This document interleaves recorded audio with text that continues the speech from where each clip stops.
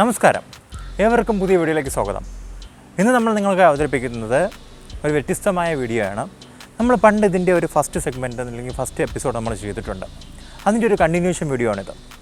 നമ്മൾ ഇന്ന് നിങ്ങൾക്കായി അവതരിപ്പിക്കുന്നു rejuvenation of greenfield international stadium, Thiruvananthapuram. Greenfield international stadium Thiruvananthapuram അല്ലെങ്കിൽ സ്പോർട്സ് ഹബ് എന്നറിയപ്പെടുന്ന ഈ സ്റ്റേഡിയം ലോക നിലവാരത്തിലുള്ള ഇന്ത്യയിലെ ഒരു പ്രമുഖമായ ഒരു സ്റ്റേഡിയമാണ്. ഇവിടെ മൾട്ടിപർപ്പസ് ഗെയിംസ് ഇവിടെ പ്ലേ ചെയ്യാനായിട്ട് സാധിക്കും. ക്രിക്കറ്റ്, ഫുട്ബോൾ ഉൾപ്പെടെ പല ഗെയിംസും ഇവിടെ പോസിബിളുമാണ്. ആ രീതിയിലാണ് ഇത് ഡിസൈൻ ചെയ്തിട്ടുള്ളത്. ക്രിക്കറ്റിനും ഫുട്ബോളിനും ഒരുപോലെ ഒതുങ്ങുന്ന രീതിയിലുള്ള സെറ്റപ്പുകളാണ് ഇവിടെ ഉണ്ടായിരുന്നത്. ഈ സ്റ്റേഡിയം വളരെ മികച്ച സ്റ്റേഡിയം എന്ന് പല കമൻറ്റേറ്റേഴ്സും പല തവണ അറിയിച്ചിട്ടുണ്ട്. ഒരിക്കലൊരു ഇന്ത്യ ന്യൂസിലാൻഡ് മാച്ച് ഇവിടെ നടന്നിട്ടുണ്ടായിരുന്നു. മഴ കാരണം അത് ഉപേക്ഷിക്കുമെന്ന് 100% ഉറപ്പുണ്ടായിരുന്നൊരു മാച്ച് 5 ഓവറെങ്കിലും മിനിമം കളിക്കാവുന്ന രീതിയിലാക്കി മാറ്റിയത് അന്നത്തെ ഈ സ്റ്റേഡിയത്തിൻ്റെ ഡ്രെയിനേജ് ഫെസിലിറ്റിയുടെ മികവുണ്ടായിരുന്നു. എന്നാൽ നിർഭാഗ്യമെന്ന് പറയട്ടെ, കേരളം പോലുള്ള സ്ഥലത്ത് ഇത്ര മികച്ച സ്റ്റേഡിയം ഉണ്ടായിട്ടും അതിനെ പ്രോപ്പറായിട്ട് സംരക്ഷിക്കാൻ നമുക്ക് കഴിഞ്ഞില്ല. കോവിഡിന് ശേഷവും ഈ സ്റ്റേഡിയത്തിൻ്റെ ഒരു അധപതനമാണ് ഉണ്ടായത്. ഈ സ്റ്റേഡിയം നേരത്തെ നിയന്ത്രിച്ചു കൊണ്ടിരുന്നത് IL&FS എന്ന് പറഞ്ഞ കമ്പനിയാണ്. ഒന്നാമത്തെ കാര്യമെന്ന് പറയുന്നത്, ഈ കമ്പനി ഭയങ്കര ഒരു കടബാധ്യതയിലേക്ക് പോയി. ഏകദേശം 94,000 കോടിയോളം രൂപ കടബാധ്യത ഈ കമ്പനിക്ക് വന്നു. അതുപോലെ തന്നെ ഇതുമായി ബന്ധപ്പെട്ട ചില ആൾക്കാരെയൊക്കെ ഫ്രോഡിന് മുംബൈയിൽ അറസ്റ്റ് ചെയ്ത വാർത്തകളും ന്യൂസിൽ വന്നിട്ടുണ്ടായിരുന്നു. ഇൻഫ്രാസ്ട്രക്ചർ മാർവൽ കൂടിയ ഈ സ്റ്റേഡിയത്തിന് വളരെയധികം പ്രശ്നങ്ങൾ പിന്നീട് നേരിടേണ്ടി വന്നു.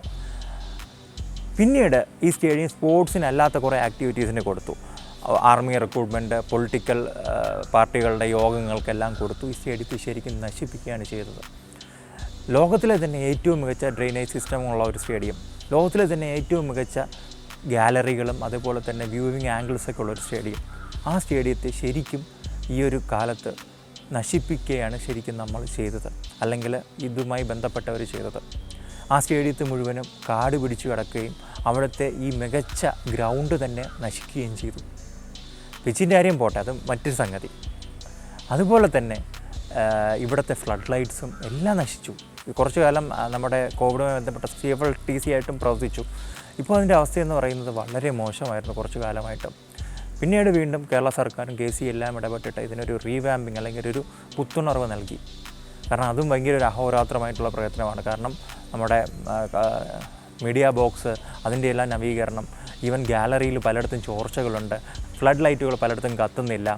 നമ്മുടെ ഈ വളരെ മനോഹരമായി വെച്ച് പിടിപ്പിച്ച ഈ പുൽമൈതാനത്തെ മുഴുവനും മറ്റു ചെടികളും കാട്ടുചെടികളും വളരാനായിട്ട് തുടങ്ങി. അതെല്ലാം മാറ്റി ഇപ്പോൾ വീണ്ടും ഒരു പഴയ അവസ്ഥയിലേക്ക് തിരിച്ചു കൊണ്ടുപോകാനുള്ള ശ്രമമാണ് നടക്കുന്നത്. ഇപ്പോൾ കൂടുതൽ ഗ്രൗണ്ടിനെ ഫോക്കസ് ചെയ്തിട്ടുള്ള പ്രവർത്തനങ്ങളാണ് ഇപ്പോൾ നടക്കുന്നത്. കാരണം ഇപ്പം വീഡിയോ ഷൂട്ട് ചെയ്യുന്നത് ചൊവ്വാഴ്ചയാണ്. ഈ ബുധനാഴ്ച മുതൽ ഒരു വിജയ് ഹസാരെ ട്രോഫി ഇവിടെ വരുന്നുണ്ട്. ആ വിജയ് ഹസാരെ ട്രോഫിക്ക് വളരെ മികച്ച രീതിയിലുള്ള ഗ്രൗണ്ട് പ്രിപ്പറേഷൻസ് ആക്കി മാറ്റിയിട്ടുണ്ട്. കാരണം ഇതെല്ലാം വിലയിരുത്തി മാത്രമേ നമുക്ക് ഫെബ്രുവരി 20 വെസ്റ്റ് ഇൻഡീസുമായിട്ടുള്ള ഇൻ്റർനാഷണൽ മാച്ച് ഇവിടെ വെച്ചിട്ടുണ്ട്. പക്ഷേ അതൊരു കണ്ടീഷണലാണ്. കാരണം നമ്മൾ ഇപ്പോഴത്തെ ഈ ഡൊമസ്റ്റിക് മാച്ചും അതുപോലെ തന്നെ രഞ്ജി ട്രോഫി ഈ വരുന്ന ജനുവരിയിൽ വരുന്നുണ്ട്.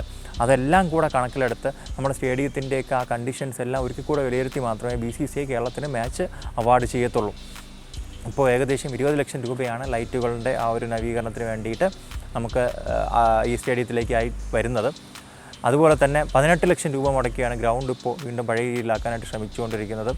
പക്ഷേ ഇനി ഒട്ടനവധി പ്രവർത്തനങ്ങൾ ഇവിടെയുണ്ട്. കാരണം ഇപ്പോൾ സ്പെക്ടേറ്റേഴ്സിന് അല്ലെങ്കിൽ കാണികളെ ഈ ഗ്രൗണ്ടിലേക്ക് അലോ ചെയ്യാത്തത് കാരണം ഗ്രൗണ്ട് മാത്രമാണ് കോൺസെൻട്രേറ്റ് ചെയ്യുന്നതാണ് ഇപ്പോൾ KC പറഞ്ഞത്. പക്ഷേ നേരത്തെ പറഞ്ഞതുപോലെ ഗാലറികളുടെ ചോർച്ച, മീഡിയ ബോക്സ്, അതുപോലെ തന്നെ പല കാര്യങ്ങളും ഇപ്പോൾ നവീകരിക്കേണ്ടതായിട്ടുണ്ട്. കാരണം വളരെ മോശം അവസ്ഥയിലാണ് പലതും ഇപ്പോൾ അവിടെ ഉള്ളത്. ഇപ്പോൾ ഡ്രസ്സിംഗ് റൂംസിൻ്റെയും ടോയ്ലറ്റ്സിൻ്റെയും എല്ലാം ഒരു നവീകരണമാണ് നടന്നുകൊണ്ടിരിക്കുന്നത്. ഇപ്പോൾ അതെല്ലാം നവീകരിച്ച് ഈ ഒരു വിജയ് ഹസാരെ ട്രോഫിയോടുകൂടി രഞ്ജി സീസണെല്ലാം കഴിയുമ്പോഴത്തേക്കും വീണ്ടും ലോകോത്തര നിലവാരത്തിലേക്ക് ഈ സ്റ്റേഡിയം തിരിച്ചെത്തുമെന്ന് നമുക്ക് പ്രതീക്ഷിക്കാം. കാരണം ഈ ഒരു സ്റ്റേഡിയം എന്ന് പറയുന്നത് നേരത്തെ പറഞ്ഞ പോലെ ഒരു ഐക്കോണിക് വെന്യൂ തന്നെയാണ്.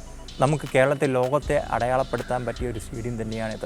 ഈ സ്റ്റേഡിയം ഇങ്ങനെ നശിക്കുന്നതിനേക്കാളും നല്ലത് ഇതിൻ്റെ ഒരു പുനരുജ്ജീവനം അല്ലെങ്കിൽ ഒരു മാറ്റം തന്നെ നമുക്ക് കൊണ്ടുവരാൻ സാധിക്കും. അതുപോലെ തന്നെ ഈ സ്റ്റേഡിയത്തെ പുതിയൊരു ഓപ്ഷൻ വെച്ചിട്ട് വിൽക്കാനുള്ള നടപടികളെല്ലാം വരുന്നുണ്ട്. 2-3 കമ്പനികളൊക്കെ ഇൻട്രസ്റ്റ് പ്രകടിപ്പിച്ചിട്ടുണ്ട്. അപ്പോൾ അതെല്ലാം ഒരു 2-3 മാസം ഇനി എടുക്കും. അപ്പോൾ നിയർ ഫ്യൂച്ചറിൽ തന്നെ നമുക്ക് ഈ സ്റ്റേഡിയത്തെ വീണ്ടും ഒരു നല്ല കരങ്ങളിലേക്ക് എത്തിച്ച് നമുക്ക് സ്റ്റേഡിയത്തെ നമുക്ക് നല്ല രീതിയിൽ മുന്നോട്ട് കൊണ്ടുപോകാനായിട്ട് സാധിക്കണം.